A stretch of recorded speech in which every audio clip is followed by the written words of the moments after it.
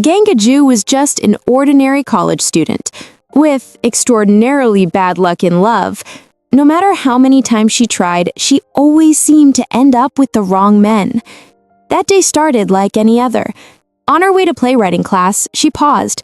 Voices echoed from inside the room. "She's such a fool," one girl sneered. Gangaju froze. They were talking about her. The whispers spilled into cruel confessions, how she kept joining contests, winning every time, and then, like clockwork, sending the prize money straight to her boyfriend. One of them even bragged she knew Gangaju from high school, where this pattern began. From her first boyfriend, whom she helped write a college application for, to her latest, a shameless cheater. Every one of them had used her, drained her, and thrown her away. "She's not lucky," the girl concluded coldly. "She's just pitiful." Gangaju heard it all, and yet she didn't flinch. Her fingers still typed the message, transferring the prize money to her boyfriend, like always. Moments later, her lively friend grabbed her by the arm. "Come on, share your secret. How do you keep winning these competitions?" But once inside, the truth became clear. The girls didn't care about her strategies, they just wanted the gossip. "What will you do with the money this time?" someone teased. Gangaju forced a smile. "I'm thinking of hosting a dinner for the department." They laughed. "Sure you are. What's left after you send it all to your boyfriend?" Chimari, sharp-tongued and merciless, spotted something glinting on Gangaju's finger. "Is that a ring? Don't tell me it's a couple ring." Even her best friend stared in disbelief. Gangaju scrambled to explain. No, I bought it myself, from a street vendor." But their eyes said it all. No one believed her. She insisted, "Jim didn't ask me to. I just wanted it." They exchanged knowing looks. She could feel the judgment in their silence. In a desperate attempt to defend him, she spoke with a bright, fragile smile. "He's a good man. He reads a lot of books, you know?" The room went quiet, then erupted into mocking laughter. "Books? That's your standard?" Chimari scoffed. "Gangaju, you were born to give." That cut deep.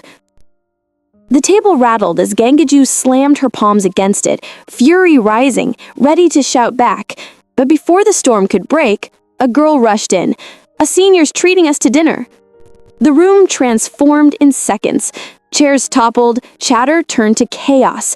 The girls bolted like a stampede, leaving Gangaju staring in disbelief.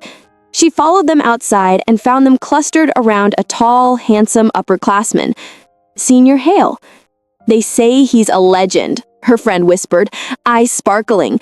"Top of the class, brilliant, kind, handsome, the professors adore him." Gangaju frowned. "My boyfriend is good too," she insisted. Her friend only smirked. "Then why does no one believe you?" Later, walking home with her thoughts in turmoil, Gangaju replayed every cruel word from earlier. Why didn't they believe her? Why did they mock the ring she loved so much? She wasn't looking when she bumped into someone, hard. "Watch where you're—" "Oh," she breathed. It was him. Jim. He looked at her with concern, brows knitting. "What happened? Why do you look like that?" She blinked, startled. "Why are you here?" "I came because you sent me money again," he said, calmed, almost rehearsed. "I was going to scold you for that, but you look upset. Forget it. Tell me what happened." And for a moment, just a moment, she let herself believe his words were genuine. Gangaju tried to keep smiling, but the cruel whispers she'd overheard earlier still echoed in her mind. At last, she turned to Jim with trembling eyes. "Tell me the truth. Do you think I'm stupid too?" Her voice was soft, fragile, like she was afraid of the answer. Memories surfaced. Back when her second boyfriend dumped her, leaving her broken and humiliated, it was Jim who picked up the pieces. Since then, she had been trying to repay him in every way she could. But there was something deeper about Gangaju that shaped every relationship she had. Since childhood, she hated feeling indebted. If someone gave her one thing, she felt compelled to return it tenfold. A noble instinct, but one that always twisted her love into chains. Gratitude turned into servitude, and sooner or later, people stopped seeing her kindness as a gift and started seeing it as something to exploit. But Jim was different, or so she believed. "We're together," he told her gently. "You don't have to repay me. That's what love is. We take care of each other. You don't owe me anything." Those words, so simple, so warm, were what made her heart cling to him. And Jim never missed an opportunity to reinforce the image of a perfect boyfriend. With a smile, he added, "Oh, and I stopped by your parents' shop today. Helped them out a little." Gangaju's chest tightened with gratitude. To her, it meant he valued not just her, but her family too. "You shouldn't go there too often," she scolded softly. "You have your auditions to worry about." At that, his expression darkened. "The audition didn't go well," he admitted vaguely. Before he could spiral, she cupped his face in her hands, playfully shaking him. "Then it's the company's loss. You're going to make it someday. I believe in you." He clouded his chuckle under her touch, the tension breaking. And as they walked home together, Gangaju felt again that she was doing the right thing, pouring all her winnings, all her effort, all her love into helping him chase his dreams. When they arrived, Jim realized there was no food at home. "Stay here and rest," he insisted. "I'll get your favorite meal." She wanted to follow, but he kissed her forehead and slipped out the door. Left alone, Gangaju's heart swelled with devotion. He's different, she thought. He's nothing like the others. She wanted to prove her love, to give him all of herself. So she opened her laptop and nervously browsed lingerie online. Something special for their 100-day trip. "He'll be so happy," she whispered to herself, cheeks red with anticipation. But her daydream shattered with a single sound, Jim's phone buzzing on the table. He'd forgotten it. Curious, she picked it up. What she saw froze her blood. The group chat was filled with his friends, and there, her pictures, her messages, everything she had ever sent him, forwarded, mocked, ridiculed. Her breath shook. Her fingers trembled. He showed them everything? The door opened. Jim returned, smiling with food in his hands, until he saw his phone in hers. The color drained from his face. The bag slipped from his grip, spilling across the floor. "No, Jaju, wait! It's not what you think!" He rushed toward her. Tears welled in her eyes. She tried to leave, but he grabbed her wrist. "I was just showing off," he blurted desperately. "All my friends are moving ahead and I'm stuck. I needed something to brag about. So I bragged about you." Her heart broke all over again. "Bragging? That's not bragging, Jim. That's humiliation. You let them insult me. You made me a joke." He pleaded, "You're the only thing I have to be proud of." "Then stop dragging me into your failures," she snapped, her voice finally breaking. "If you can't make it as an actor, then grow up. Find another path. Stop living like this." For the first time, she saw him for what he truly was. Pathetic, aimless, and unworthy of the love that she had given so freely. And then, it happened. His hand flashed across her face, the sound of the slap echoing through the room. The force knocked her to the floor. Gangaju couldn't believe what had just happened. No matter how much she tried to convince herself otherwise, the truth hit her hard. She had trusted another worthless man. Again. Ignoring Jim's pitiful expression, she turned to leave, but he followed her down the street, desperately calling her name. She stopped, tears streaming down her face. "Everyone warned me. They told me not to trust you, but I did. I thought you were different." Her voice broke as she yanked the ring from her finger. "I was so happy when we got these, but you're nothing more than a jerk." With that, she hurled the ring aside and whispered the words she should have said long ago. "We're done. Jim's eyes widened. No, I don't accept that. He grabbed her arm roughly, refusing to let go. Let me go, she cried, struggling against him. And then, one sudden shove, her body toppled backward down the stairs. As she fell, despair consumed her. Why me? Why do I always end up with men like this? Memories of every heartbreak, every betrayal replayed in her mind like a cruel film reel. What's wrong with me? Why can't I tell trash apart from real love? Her last conscious thought was a desperate wish that someone, anyone, had taught her how to spot men like him before it was too late. Somewhere nearby, the ring she had thrown glimmered faintly under the streetlight. When Gongaju finally opened her eyes, everything was different. White walls, the faint beeping of a monitor. She was in the hospital. And at her side, Jim's. He rushed to her with crocodile tears. Jaju, thank God you're awake. I was so worried. He even dropped to his knees, putting on a pathetic show. But Gongaju barely heard his words, because floating above his head were glowing pink boxes. Reviews. She blinked in disbelief as the words sharpened into focus. Messages from his past girlfriends, each one a bitter complaint exposing the truth. His habit of hitting women, his toxic behavior, even his pathetic late-night calls to his first love whenever he drank. Her own name was there too. Jim kept babbling, groveling at her bedside, but Gongaju wasn't listening. Her mind spun. What is this? Am I dreaming? Did I hit my head too hard? But no matter how many times she rubbed her eyes, the boxes remained, floating, glowing, revealing everything. Jim, oblivious to the damning truth exposed above him, grabbed her hand. Don't break up with me. What happened, it wasn't that serious. You made me angry, that's all. I didn't mean it. Her stomach turned. He's blaming me for his violence? She pulled her hand away, only to notice something else sparkling. The ring, the same one she had thrown away yesterday, was back on her finger. Her eyes widened. Why is this here? I threw it away. Jim smirked, proud of himself. I put it back on. Yesterday was just anger, right? You didn't mean to break up. Anger? Her voice was sharp now, shaking with fury. Do you really think I wanted to end things because I was just angry? Caught in her glare, Jim faltered. Then, like the coward he was, he mumbled something about finding the doctor and ran out of the room. Gongaju sat there trembling, more frustrated than ever. Even in this moment, he managed to be selfish to the very end. But her thoughts kept returning to the boxes. No matter what she did, they stayed.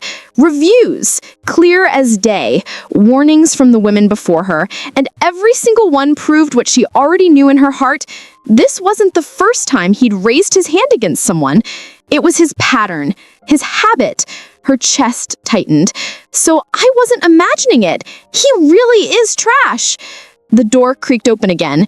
For a moment, panic surged. Had Jim returned? But it was only her friend, Kim Sang-gun, rushing inside with worry written all over her face.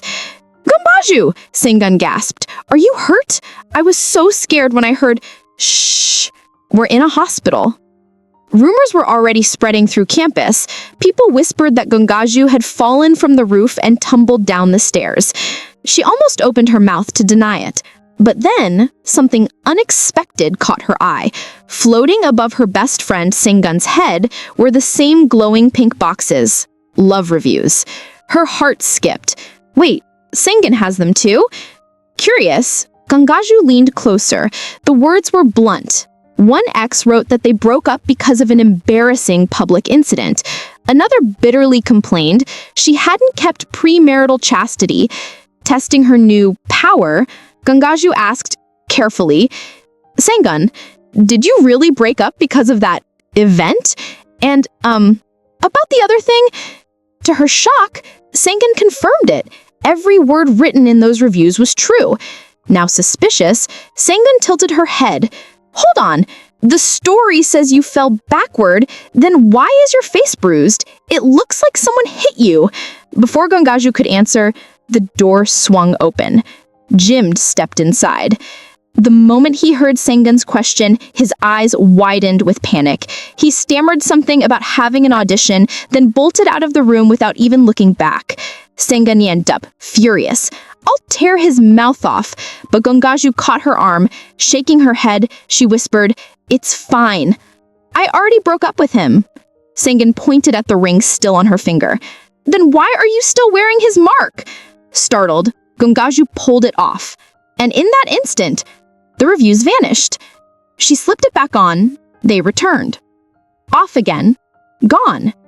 Her eyes widened. So the ring is the key. She tried it again and again, slipping it on, pulling it off, testing the strange power while Sengun sat back, horrified. "Have you hit your head too hard? You're talking to a ring, Gongaju," she whispered. Panicked, Gongaju threw the ring away, but almost immediately she regretted it. Without it, the reviews disappeared completely. With it, she could see the truth. Her mind reeled. What on earth is this thing? Why me? Could it be the wish I made? She remembered her tears the night before, the desperate plea in her heart. If only I had a way to identify trash before falling for them. And now it seemed that impossible wish had come true. Sengun, terrified by the whole display, muttered something about understanding her heartbreak and fled the room, convinced her friend had finally lost her mind. Even Gongaju questioned her sanity. "Am I crazy? There's no way this is real." A few days later, discharged from the hospital, Gongaju headed straight for the tiny shop where she'd bought the couple's ring. She needed answers, but fate had other plans. On the way, she ran into the last person she wanted to see. Jimmed.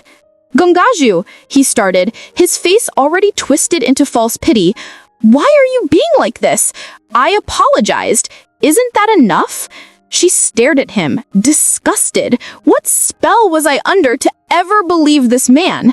He clutched her arm. "I can't live without you." Her laugh was bitter.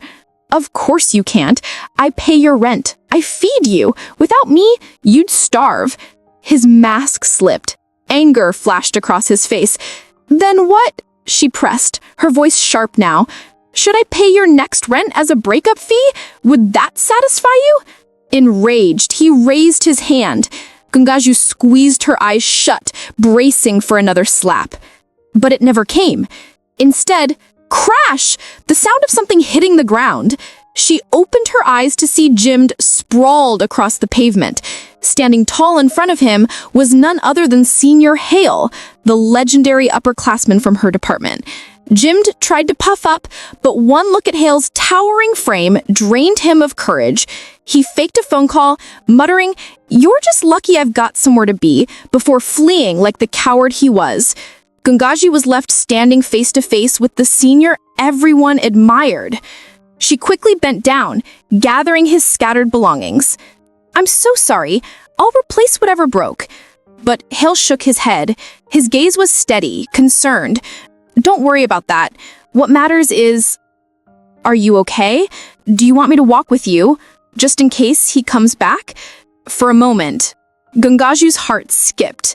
She remembered Sengun's words. Hale, the student professors praised, talented, respected, kind, and undeniably handsome. For a moment, Gongju actually believed the rumors about Senior Hale. Seeing him up close, she finally understood why Sangun praised him so much. But just as her opinions started to shift, something appeared that turned her world upside down. Floating above his head, his love review. Her eyes widened. Wait, what? Sangun, who never even ended her relationships well, had a score of 3.5. Jimin, an abusive, lying cheat, still had 2.0. But Hyel, the so-called perfect senior, his rating was a 0.5, lower than Jimin. Her mind spun. How is that even possible? What kind of history does he have with women if his score is that bad? Curiosity got the better of her. She stepped closer, scanning through the endless reviews. What she read left her in shock. Her chest tightened. She couldn't even look at him anymore. Flustered, she shoved his broken box back into his hands, muttering a promise to replace it. But then Hyel surprised her. I know you, he said calmly. Her breath caught. Did he already see through her? Before she could panic, he added, Your name's everywhere on competition banners. Relief washed over her, quickly replaced by embarrassment. They shook hands, and he formally introduced himself. Still, he couldn't shake the sight of what had just happened. That guy earlier, he wasn't just some stranger, was he? Gongju forced a smile. He's my ex. Hyel's eyes dropped to her hand. The ring gleamed. Ex? Then maybe take care of that first. Heat rushed to her cheeks. She tried to cover. I was just passing by. I thought I'd check out the toy shop. But the look in his eyes said it all. He had just seen her nearly hit by the same man she called an ex, and now she was standing there with a matching couple's ring? She must have looked like a complete fool. Hyel's friends arrived, pulling him away. Gongju stood frozen, mortified. But her mission wasn't over. She marched into the shop where she bought the ring, determined to get answers. Instead, she walked into another dead end. The owner shook his head. Sorry, miss, we've never sold anything like that. Her voice trembled. But I bought it here, just last week. He only looked more confused. She left the store more rattled than before. What is happening? The shop denies it. Jimin wears the same ring but doesn't see the reviews. Are they really visible only to me? That night, she stopped by her parents' shop, and immediately the pink boxes appeared again. An old neighborhood uncle sat there, and his reviews made her stomach turn. Disturbing fetishes she never wanted to know. Then the hair salon owner passed, his reviews declaring he had a dangerously high libido. Finally, her parents came into view, their reviews flashing before her. Her chest tightened. No, I can't. I don't want to see this. She bolted from the shop. By the time she returned to school, Gongju felt drained. A week of seeing everyone's hidden truths had worn her down. And as if things weren't already unbearable, the one man she didn't want to face appeared again, Senior Hyel. He walked in with that easy smile and waved at her like they were old friends. The room erupted. Whispers spread. Why is Hyel waving at her? Gongju ducked her head, hoping to disappear. She knew the truth, his reviews, his rating. She wasn't fooled like everyone else. But Hyel walked right up and placed a drink on her table. He said, I bought this for everyone. Yet no one else had one. Every girl in the room turned, their eyes sharp as knives. Gongju's skin prickled.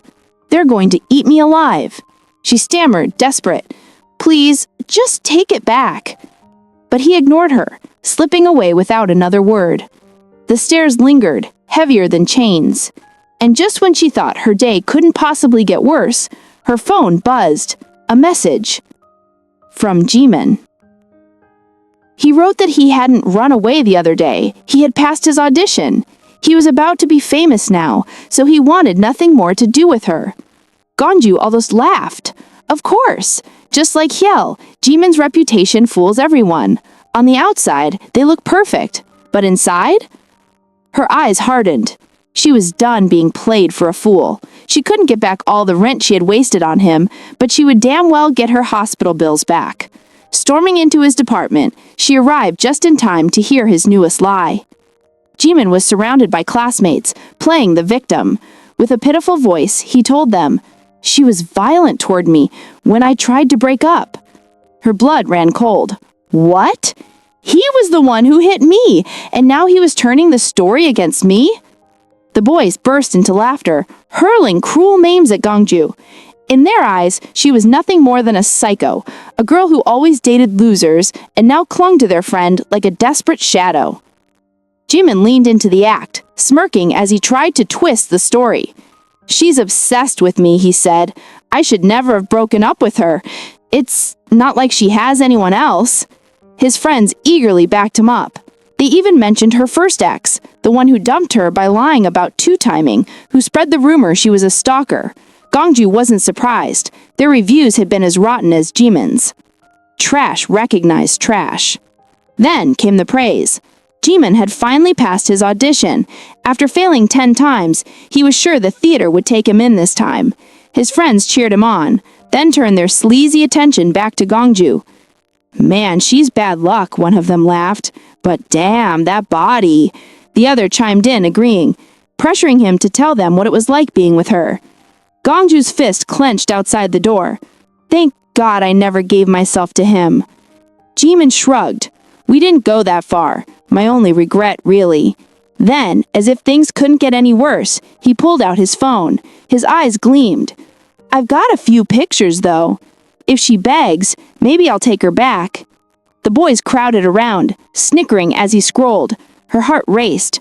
What pictures? She stormed in, her fury boiling over. Snatching the phone, she saw the image they were mocking. Relief hit her like a wave. It was only her profile photo, nothing compromising. Still, she didn't hesitate. She deleted the album on the spot, then emptied her drink, the one Hyel had given her, across Jimin's phone. The table erupted. His friends leapt up, accusing her of making a scene.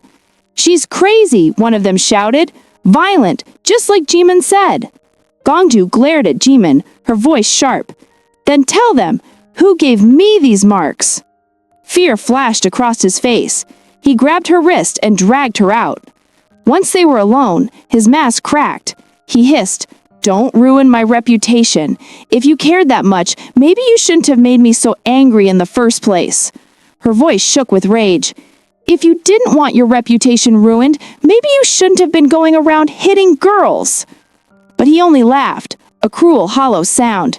"You're not smart, are you? If I admitted it, you'd be finished. Everyone already calls you stupid for wasting money on me. Imagine if they knew I hit you, too. That's why I lied. I said you hit me. I was trying to protect your dignity." Her words struck like poison. Gongju froze, her mind blank. Satisfied, Jimin smirked. "Don't make things worse. I'm busy now." He walked away, leaving her standing in the shadows, trembling. She had hoped, foolishly, that maybe, in private, he would show some remorse. Instead, he was exactly what the reviews had said all along, scum. But then an idea struck her. If the reviews mentioned his exes, maybe I could track them down. Maybe they held the answers I needed. Her fist slammed against the wall. A sound startled her. She turned, and there he was. Hyel. The senior leaned casually against the wall, a cigarette in his hand. He had been there the whole time. He had heard everything. Gongju's stomach dropped. Of all people, why did it have to be him? She already looked pathetic enough. "You heard all that, didn't you?" Her voice was barely above a whisper. "Please, just keep it a secret." But instead of reassuring her, he gave a sly smile. "You can't buy my silence with just words." And that's how Gongju found herself sitting across from him in a fancy restaurant, wondering how her life had spiraled so out of control. Into this. She pushed food around her plate, awkward and restless, while he simply stared at her with an easy smile. "I've been trying to talk to you," he said. She blinked, caught off guard. "What?" "Then why don't you ever look at me?" His voice was calm, almost playful. Her throat tightened. She choked on her food, coughing in embarrassment. She asks him, "When?" Hyel's lips curl into a teasing smile. "Even now, you're still not looking at me." But truth be told, you can't blame Gongju. It isn't her fault. Above Hyel's head float countless messy reviews, so explicit, so scandalous, she can't even bring herself to look him in the eye. Each one flashes in bold pink letters, talking about how incredible he is in bed. Gongju's cheeks burn. What kind of man has reviews like these? For a split second, she thinks maybe it's better if she just takes off the ring. But then, her eyes freeze. A name appears. A name she knows all too well. Jimson's ex-girlfriend. The review is hidden, tucked away behind the others. Gongju leans forward, desperate to see it more clearly. That's when she realizes something new. She can touch them. She can actually move the reviews around. From Hyle's perspective, it's ridiculous. She's waving her hands in the air like a mime, swiping at invisible words only she can see. To her, though, this is serious. She keeps shuffling reviews aside until finally she spots the one she's been searching for. And then another shock hits her. Both of Jimzin's exes are also Hyle's exes. Her thoughts spin wildly. They must be students here. If Hyle knows them, then maybe he can help me find them. She's so lost in her discovery, she doesn't notice how close she's gotten until Hyle's voice cuts in softly. Gongju. She blinks, startled, and only then realizes her palms are pressed against his chest, her own chest dangerously close to his face. In a panic, she launches herself backwards like an Olympic high jumper, babbling apologies. Sorry, I was just thinking of something else.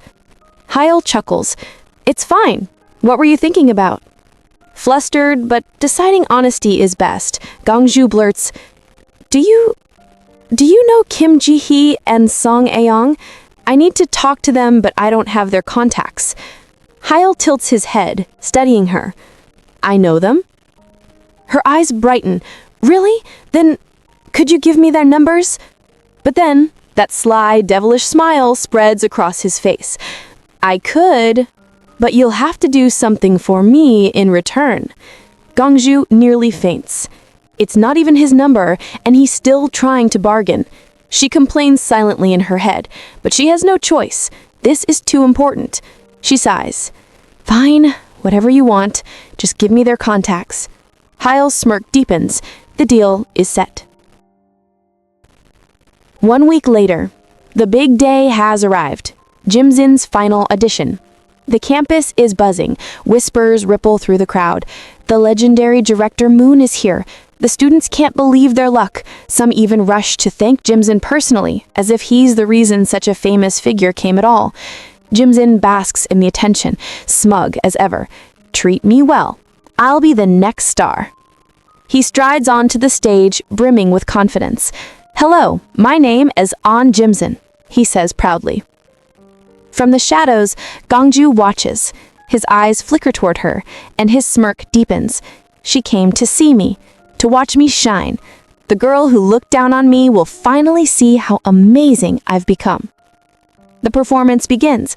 Jimzin pours himself into it, the audience reacting well. He's certain this is his moment.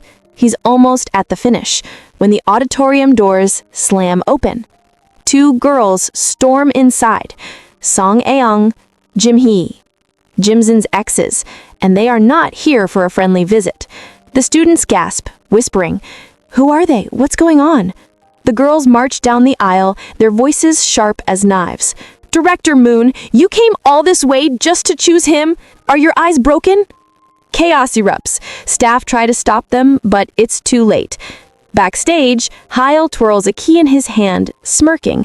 He's the one who let them in. Director Moon's face twists in anger. What is the meaning of this? That's when Gongju steps up beside him, steady and firm. If you take Jimzin in, this is what you'll deal with every day. This chaos, this shame. On stage, Jimzin stares stunned as his past catches up to him. What are you doing here? He demands. Jim-hee narrows her eyes. We just came to say hello. Then, her fist smashes into his face. The auditorium was dead silent until Jim-hee's fist connected with Jimzin's jaw. The shockwave rippled through the audience, students gasping and shouting as the so-called rising star stumbled back. Jimzin wiped the blood from his lip, furious. You were the Taekwondo president, weren't you? Athletes aren't supposed to hit people. Jim-hee's eyes burned with rage. That's exactly why I didn't touch you when you first hit me. But guess what? I quit sports. Now? She cracked her knuckles. I'm free.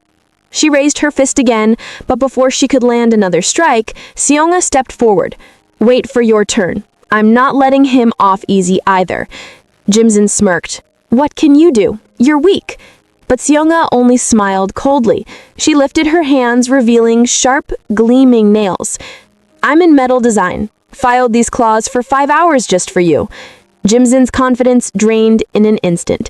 The two women lunged, fists and claws raining down, gasps filled the hall as the ex-girlfriends beat him mercilessly.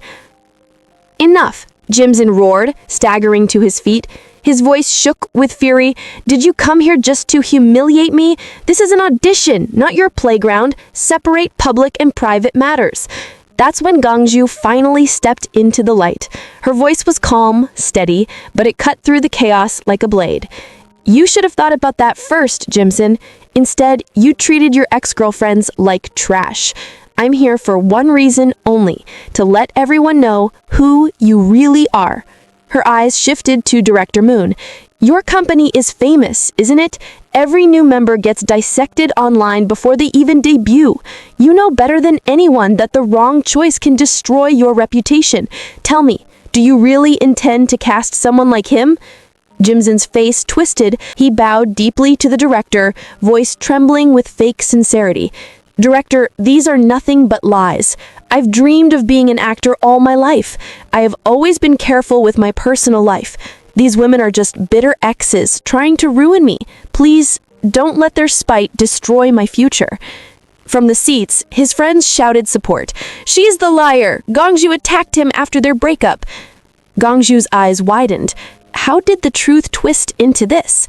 Jimson pressed on, smiling as if victory was already his.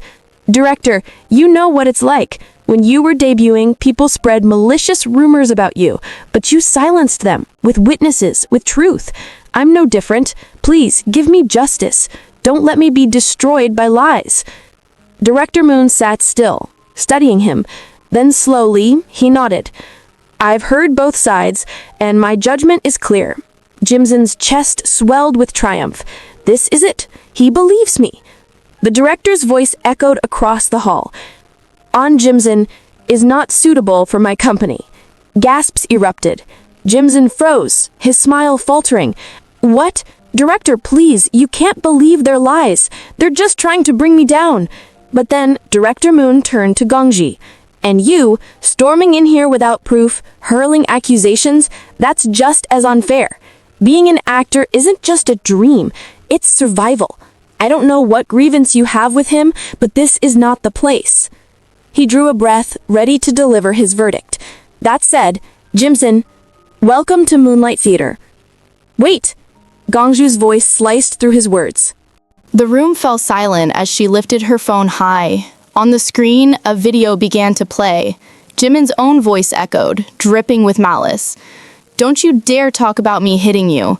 If you open your mouth, I'll ruin you. Do you hear me? Keep quiet." The audience gasped. Jimin's face drained of color. When did you record that?" Gongju's eyes locked onto his. "Deny it, Jimin. Go on. Tell them it's fake." Then she turned to the director, her voice steady.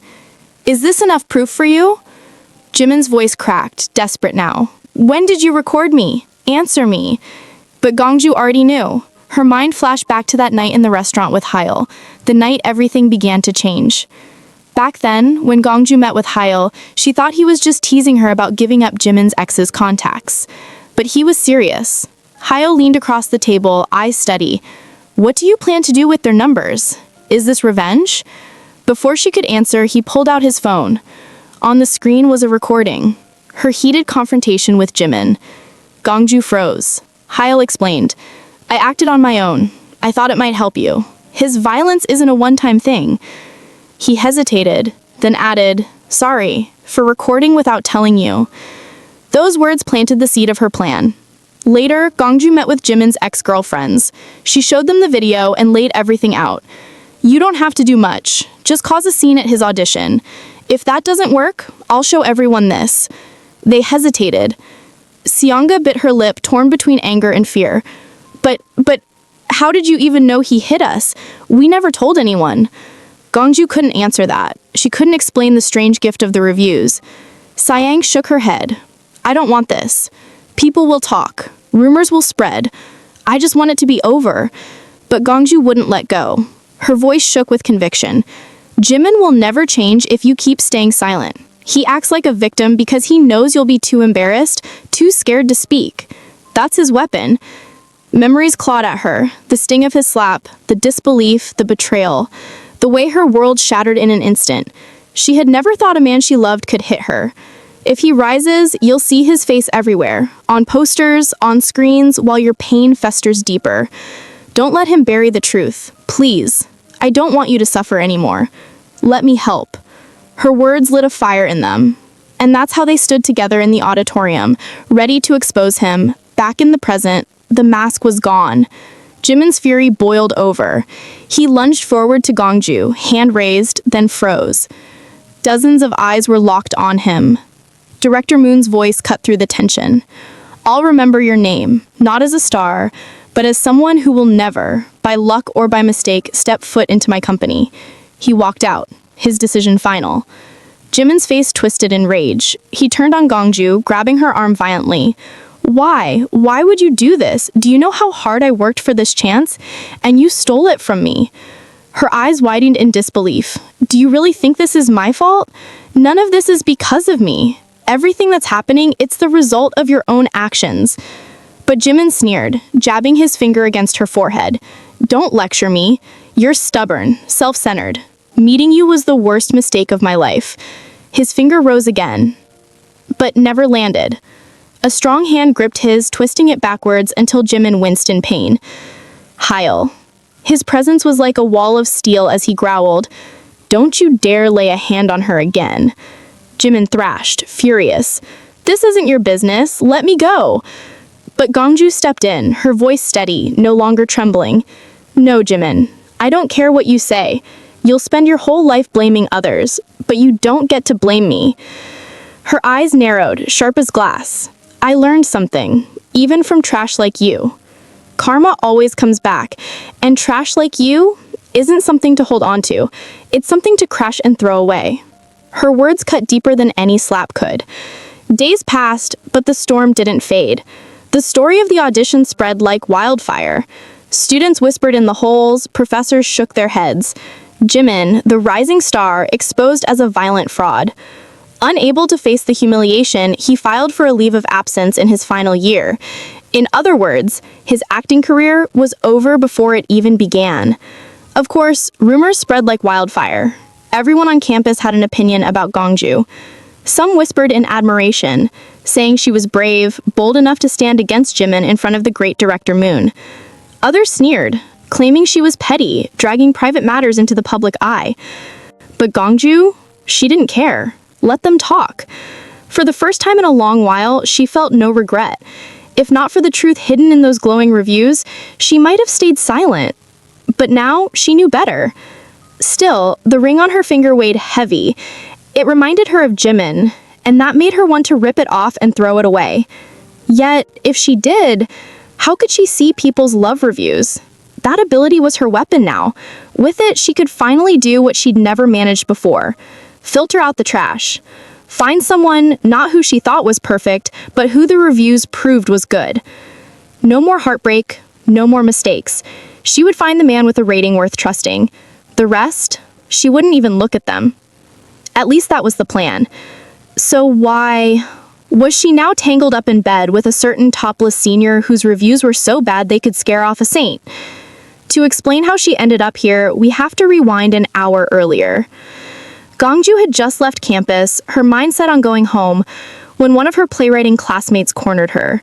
The girl grinned slyly and demanded, so, when are you treating us to a meal? You won that award thanks to us, didn't you? Let's make it today. Gongju opened her mouth to reply when her phone buzzed. It was a delivery notification. A package had just been dropped off at her door. But not just any package. The lingerie set she had ordered for her 100-day anniversary trip with Jimin. Her heart sank. She wasn't in the mood for small talk anymore. Without another word, she bolted, ignoring her classmates' protests. Back home, she panicked. The box was nowhere to be found. She searched every corner of the entrance, even crouching down to peek into the smallest spaces. Nothing. She cursed herself. Why did I even buy something like that for trash like him?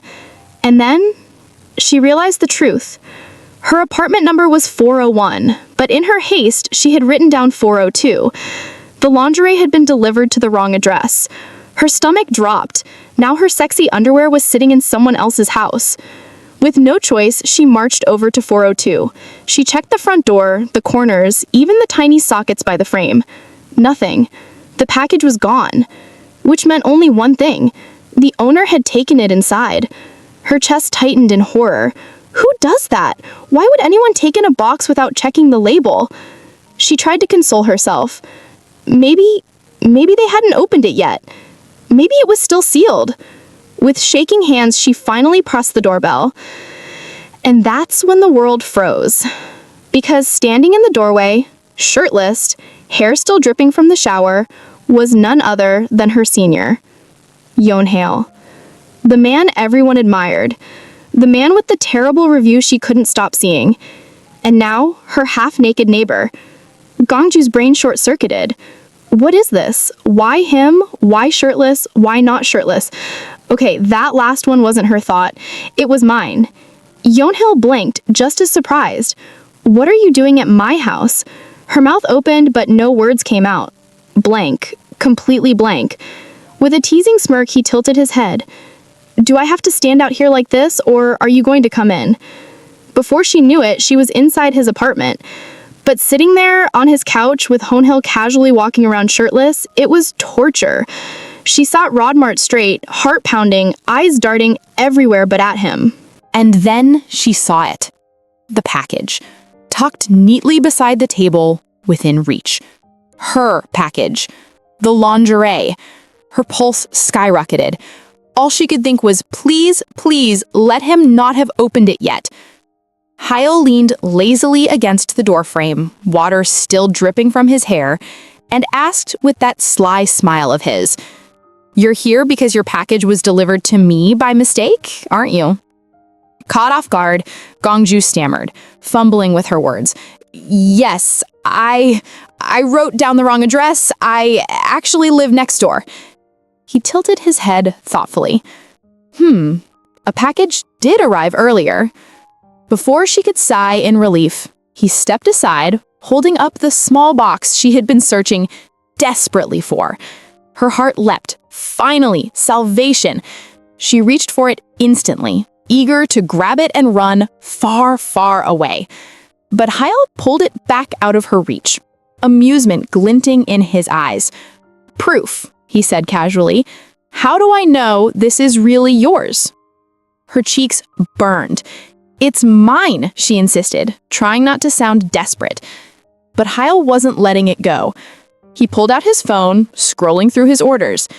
"Funny thing is, I also ordered a package this week. Could just as easily be mine. Why don't you show me your order details?" Panic shot through Gongju's veins. Show him? No way. No chance. There was no universe where she could casually reveal she had ordered a set of sexy lingerie. She shook her head frantically. I can't." Hyle smirked. "Then let's open it together and find out." Her blood drained from her face. No, absolutely not. In a flustered rush, she lunged forward to stop him, but her hands pushed harder than she intended. In an instant, they slipped. Her feet tangled, his bare chest colliding with her. The world spun, and when it stilled, she was sprawled directly across him, her palms pressed against his warm skin. His half-smile told her he was enjoying this far too much. "Wow," he teased, voice low. "You're pretty direct, aren't you?" Mortified, Gongju scrambled off, stammering apologies, but her horror only deepened. Because the box had burst open, and the delicate lace of her new lingerie spilled across the floor. Hyle's eyes dropped to the fabric, then back to her flushed face. His lips curled. "Direct," he repeated, clearly savoring her embarrassment. Gongju's brain nearly short-circuited. She darted around like a madwoman, snatching up each piece, babbling explanations. I don't usually wear this. It's not what it looks like. I just bought it for a special occasion." Hyle raised a brow, leaning back like a cat watching its prey. "Special occasion, huh? Is this for your ex-boyfriend's taste or for someone new?" Her ears burned crimson. "It's not like that," she squeaked, stuffing the lingerie back into the box and clutching it to her chest. She spun toward the door, desperate to end this nightmare, when his voice stopped her. "See you later." She froze, turning back slowly. "What?" Hyle nodded casually. "Didn't you see? There's a notice in the group chat. Tonight there's a dinner to celebrate your award. You're treating us." Her jaw dropped. Cho Marie actually posted that? He only chuckled. "A lot of people are coming. Better take that package home safe." Her face flamed scarlet. Clutching the incriminating box, she bolted out of his apartment, heart racing like she'd run a marathon. Later that night, the team gathered at a restaurant buzzing with chatter. Gongju squirmed in her seat. It wasn't the crowd of classmates that made her uncomfortable. It was the man sitting directly across from her. Hyle, her so-called perfect senior, the one with that unshakable 0.5-star love rating she still couldn't wrap her head around. When the bill came, Hyle leaned forward and said smoothly, "Let's split it." More people showed up than expected, and that's partly my fault. Turns out, the moment the girls heard he'd be attending, the numbers doubled. Gongju shook her head quickly. "No, I planned to treat everyone from the start. It's fine." The truth, she wanted to use this as an excuse to repay him for the ex-girlfriend contacts and finally cut ties. But Hyle wasn't backing down.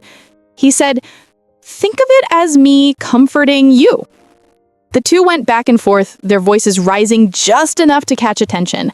Their classmates leaned in, whispering, then chimed out loud, "Just let Hyle pay. Gongju, why are you making it such a big deal?" Her heart pounded. This was exactly what she didn't want. Then Hyle's voice cut through the noise, sharp but calm. "Stop it. You're making her uncomfortable." Every eye in the room shifted toward her. The pressure was suffocating. Unable to take it, Gongju shot up and escaped to the bathroom. Inside, she gripped the sink, staring at her reflection.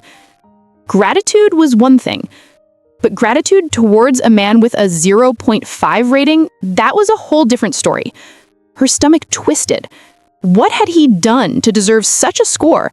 Lower than Jim's disgusting 2.0? Was he just like Jim? Perfect mask on the outside, rotten through and through? The thought chilled her to the bone. Gongju had already made up her mind. She would trust the reviews. No matter how kind or polished Hyle looked, that damning 0.5 rating was enough proof.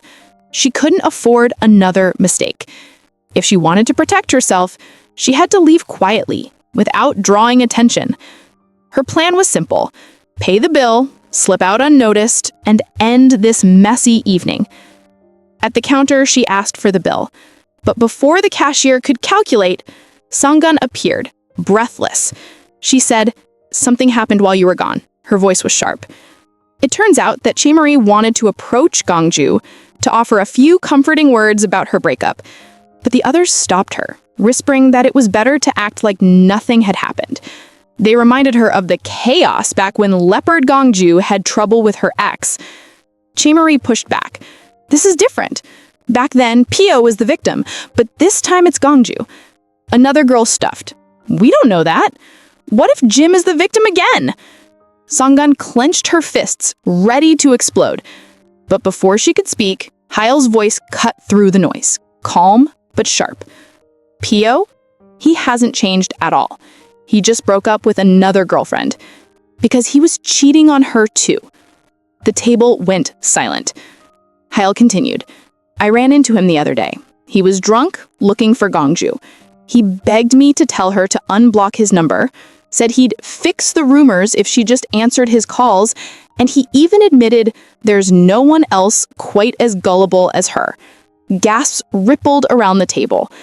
At last, the others realized the truth. Pio had been lying all along, twisting the story to play the victim while hiding his jealousy and obsession. For the first time, Gongju wasn't the butt of their whispers. Instead, pity softened their impressions. Sanggun later recounted everything to her, brimming with pride. See?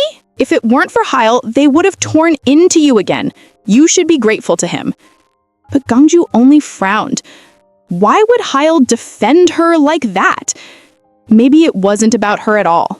Maybe he just had his own grudge against Pio. Her thoughts were interrupted when the cashier returned. "Your table's already been paid for," he said. Her eyes widened. By Hyle? She stood frozen. Not only had he shielded her reputation, he had also covered the entire bill. Back at the table, the room buzzed. A member of their club, drunk and red-faced, had suddenly staggered forward, confessing to Hyle in front of everyone. The crowd murmured nervously, afraid the girl was about to embarrass herself. Gongju didn't even flinch. After all, with all those filthy reviews hovering around Hyle, it wasn't surprising women threw themselves at him. Maybe he really did accept every confession. But then she noticed something strange.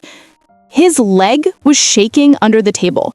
Sweat clung to his forehead, his breathing was shallow, and his hands trembled as if he were on the edge of panic. Hyle wasn't excited. He was terrified. The girl pushed harder, thrusting a bottle toward him. "Drink this if you'll date me." The crowd chanted, urging him on. Hyle's fingers twitched toward the bottle, his body stiff with dread. And then, before he could touch it, another hand snatched it away. Everyone gasped. Gongju raised the bottle to her lips and downed it in one breath.